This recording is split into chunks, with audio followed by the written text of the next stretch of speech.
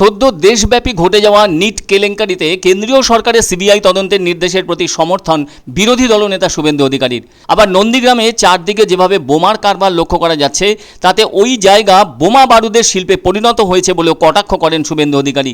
ওদিকে নিট কাণ্ড ও NEET PG প্রবেশিকা পরীক্ষার স্থগিতাদেশ নিয়ে দেশ জুড়ে তুমুল হই হই পড়ে গিয়েছে। আর ওই পরীক্ষা স্থগিত করে দেওয়া এবং অবৈধ নিট পরীক্ষার ব্যাপারে সিবিআই তদন্তের বিষয়টি সামনে আসায় তাকে পূর্ণ সমর্থন জানিয়েছেন শুভেন্দু অধিকারী।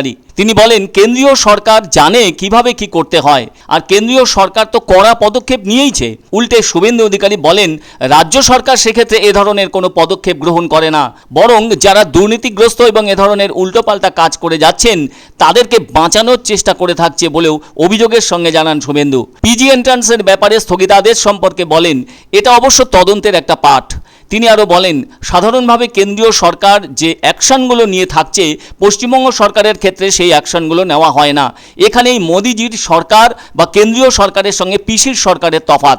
এবার শুভেন্দু বলেন, পশ্চিমবঙ্গের জয়েন্টে হাত দিলে এর থেকে বড় কিছু বের হবে।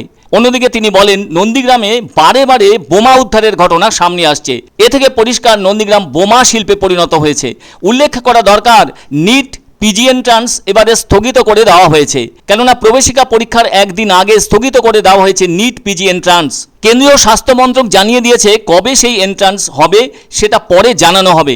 অনিয়ম এবং ভুরি ভুরি অভিযোগের মধ্যে আরও একটি প্রবেশিকা পরীক্ষাও স্থগিত করে দেওয়া হয়েছে, আর ওই পরীক্ষা ছিল এদিন অর্থাৎ রবিবার। তবে কেন্দ্রীয় স্বাস্থ্য মন্ত্রক জানিয়ে দিয়েছে দ্রুত ওই পরীক্ষার দিন জানিয়ে দেওয়া হবে।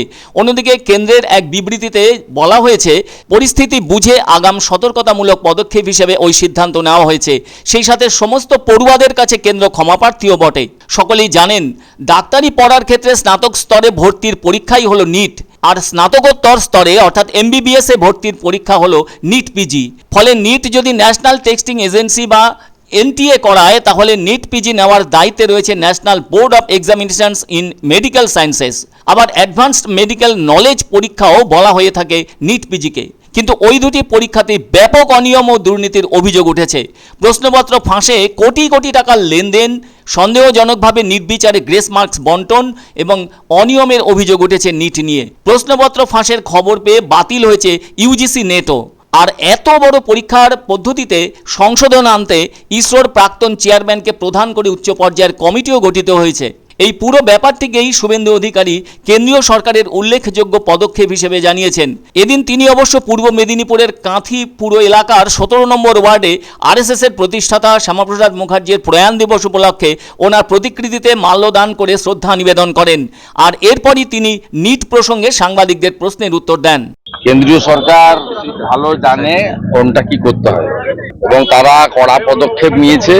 যে পদক্ষেপ পশ্চিমবাংলার ক্ষেত্রে সরকার কখনো নেয় না, পশ্চিমবাংলার ক্ষেত্রে বরঞ্চ দুর্নীতিগ্রস্ত এবং ত্রুটি যারা করেন তাদের বাঁচানোর চেষ্টা করে।